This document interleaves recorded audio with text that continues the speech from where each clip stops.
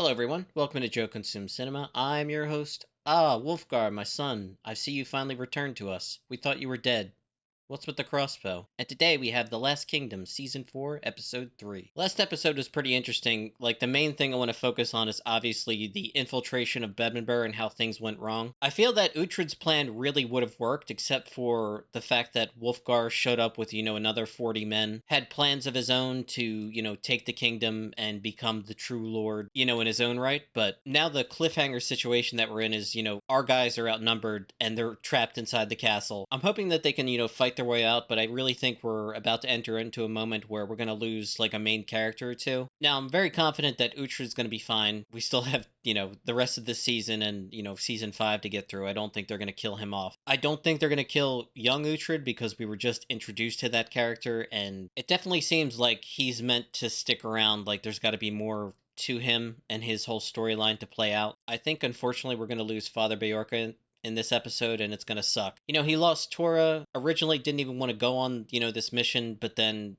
after being basically an outcast from Wessex after the king's death, he decided, what do I have going for me here? I might as well go with Uhtred, and maybe, he can become Lord of Bedminster, and, I can take up my old position as, his right hand. Kind of as he was always supposed to do, but just never really got the chance because of, what happened with Uhtred when he was a kid. Other than that, the Danes, Mercia, and pretty soon Wessex are all going to be fighting. News of the Danes' march has reached Edward. His council is divided. There's a whole storyline with Queen Elswith and, her trying to make up for her past mistakes. There's a lot going on, but honestly, the main focus should be, the immediate problem that our boys are facing, surrounded by all those men inside Bedminster. So yeah, I want to keep this short and sweet and just kind of get right to it. But as always, remember to blank, blank, and blank. Channel's been awesome. Over 5,000 on the march to 10,000. I've launched the Joe Consumes Cinema Patreon. Every member of my Patreon gets a guaranteed movie request. I have the first season of The Penguin, the second season of The Squid Game, and all of Mr. Robot now. Over 50 reactions right there, plus the guaranteed movie request. Feel it's a really good offer for, $2 per month. But if money's tight, I understand. You can also join as a free member too. You won't get access to everything, but I have gotten in the habit of posting some early access stuff. All of my Severance reactions are early access, and also occasionally I will do an early access movie too. So there is some actual added channel benefit to even just being a free member. And I am convinced that the more members I can get up on the Patreon, even as free members, will be very good for, the long-term health and security of the channel. And yeah, any support is always very much appreciated. So a like, comment, share, subscribe really goes a long way. I really appreciate it. And with that, let's get right to the episode. Have faith.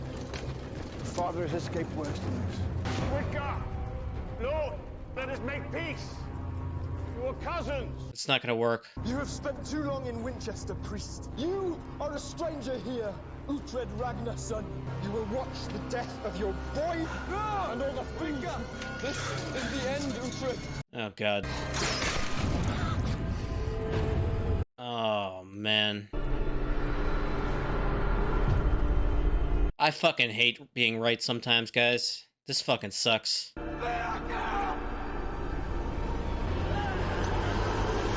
Yeah, he's gonna go fucking apeshit.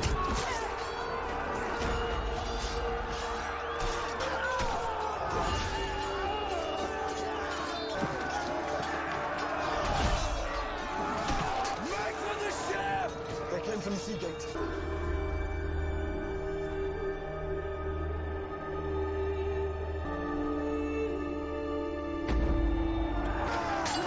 We just go to the walls! They'll try to sink the ship! We cannot take it! All the men will die if we do not go now! Saved his life. He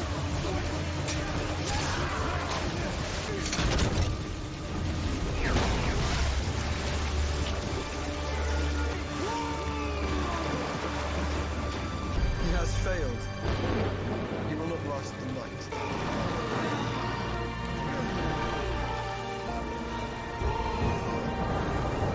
Knut has left Ellsbury and is camped near Tamerworthy. Ethelred has ridden into Daneland and ravages East Anglia. He has left his lands undefended and allowed Canute to shatter the peace. His ambition is madness. There is high ground near Tamerworthy. If he waits there and we come to him, he will defeat us. He sees through it, at least. Mercia burns like a lighted fire. That is Ethelred's responsibility. We have delayed too long already. When do you ride? My people suffer. You risk 10 sons of Wessex to save 10 sons of Mercia. These are my people. Ethelred must return. When our armies are united, we'll face Canute together. By the time Ethelred returns, there'll be no Mercia to defend. Edward betrays his father's memory. If Mercia falls, then Wessex stands alone. Your brother will not abandon you. Ethelred's stupidity has left everyone open. Looks like the ship took a heavy hit on getting out of there, or had some problems during the storm. So, another village burns in Mercia. You will hear that your kingdom grows greater than Wessex, that you have taken what Alfred never could. This is so stupid. Half of his kingdom is being set on fire while he's doing this shit. Where shall it go? His journey in this world has ended. He's left with thieves and traitors. He should lie beside Jura where his friends can grieve. Instead, I let him to die amongst strangers. I've lost every family I had. Still have your son. Belka was always there. The only constant. His death is on my hands. I've failed him. No. I fear his spirit is broken. No, he lost a friend and grieves him. He told me we must return south. We will burn every village in Mercia until Edward comes to fight. Do it for Ragnar. We do this in his memory. Because I wait for the right moment, it does not mean I do not care. My daughter called at the nunnery today. The Lady Ethelflaed had withdrawn there. She's not there. He has spies. The lady was seen leaving Winchester. Mother! Where has she gone? She has gone to Mercia. Ethelflaed has walked directly into Canute's trap. She puts the men of Wessex and all the Christian kingdoms at risk. Things cannot be going worse back home. I remind him of his defeat and of Father Beocca's sacrifice. Oh, the blindness of youth. It's his job to save you, and he could not. That's what eats at him. He fights for Bedenbar, not for himself, but for you. I'm tired. My reputation is waning. These men depend on you. I've lost my lands. I've lost my name. I'm nothing. It's more than just one defeat. His, entire, self-image has been shattered. These events could work to your advantage and serve your father's vision. The battle will remove the problem of King Ethelred. He's just gonna sacrifice all of Mercia to get Ethelred out of the way. You will defeat Canute and unite the kingdoms. Sacrificing Mercia. Yeah, that's what he's suggesting. Your sister has chosen her own fate.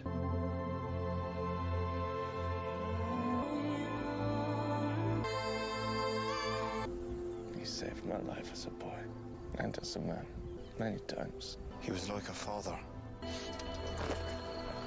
Hey, it's all right. You have no grave. Sure, he'd be touched how you mourn for him while we were stuck in the middle of nowhere. But if he were here now, he would tell you this is not the end. We will return with an army and batter down the gates. Uhtred has good friends. I arrived from Wessex with a message from King Edward. Canute's armies have attacked Mercia. The heart of Mercia is gone. They are fucked. You went on this little fishing expedition and you left your homeland unsecured. Okay. Tis Heston. Oh, great. Uhtred and his pretty boys, looking so sad and far from home. Suppose once more you ride out to save the Lady Ethelflaed. Oh, shit. We camp here tonight. Join us.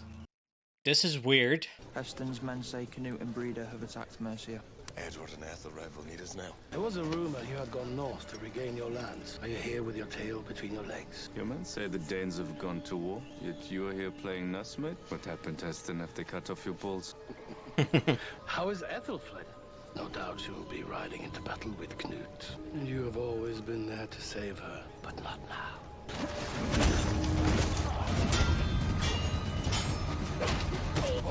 Wait. There is something I can give you. The name of the man that killed Ragnar. Ethelwald. No. He held the dagger, but another whispered poison into his ear. Let me live. I'll tell you who gave the command. Canute. He wanted to lead the Danes. Wanted Ragnar's woman who used to be yours. He guided the blade. These are Canute's sons. Oh boy, it's got a bargaining chip. Of course, Canute will hear of this. I said go! Dude, if Heston shows up back at Canute's and doesn't have his kids, we're finally gonna get to see, Heston get killed. Thank God. I had that too, all is lost. The Danes have sacked Aylesbury and taken Mercia. This storyline is about to run its course. I'll do all I can to soften the blow. These two schemers have had it coming for a while now. I'm tired of caution. That day I asked her why you left us. She said you fought because you believed in a cause. You keep safe the people that you love. She said that is why you will always have the strength to stand up when others fall. It is why these men love you and will follow you wherever you go, as will I. That's a cool moment.